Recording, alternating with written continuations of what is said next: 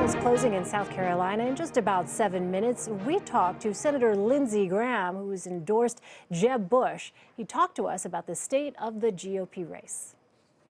Okay, Senator, so how was the day today? You made 3 precinct stops? Great turnout. Looked like we're going to have a historic turnout. Went with Jeb all over the state. A lot of good vibes. We'll see here in a couple hours, but proud of South Carolinians turning out to vote. I think this will probably be the largest turnout in the history of the state for a primary.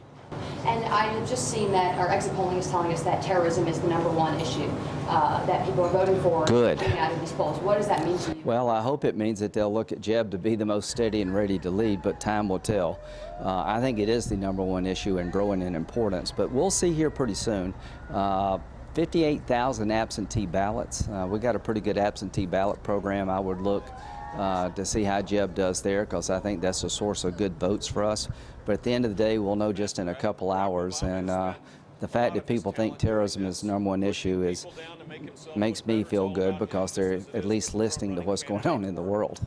And how would you define success for the governor tonight? Well, you know, I just want him to win the governor's lane, you know, be the last governor standing, and see how he stands against the rest of the field. To me, it would be successful if all the governors who ran, that Jeb wound up being on top here in South Carolina, and that we were competitive, but time will tell. And is there anything that you think could throw Jeb off of his plans to go to Nevada tomorrow? No, I think he's really committed to going on, and we'll just see what the votes show. Excuse me, but at the end of the day, you know, we've got to win our lane, which is the governor's lane, and just, you know, stick with it. This race is crazy.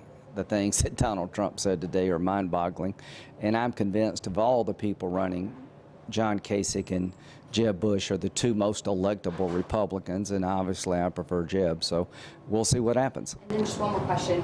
There are reports that the Rubio campaign is calling up voters and telling them that the governor's dropping out of the race and that they should vote for Rubio. What do you have to say about these dirty tactics?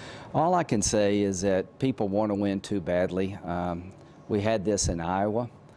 Anybody who would do that is not ready to be president of the United States. Any team that would do that, because you know, that's just not what democracy is all about. You win based on your record and your performance, not lying about what other people are going to do.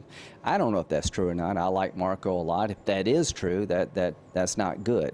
So I'm not going to judge based on rumors. I want to know, did it actually happen? If it did happen, I want an explanation of how it happened, because that's a bad thing.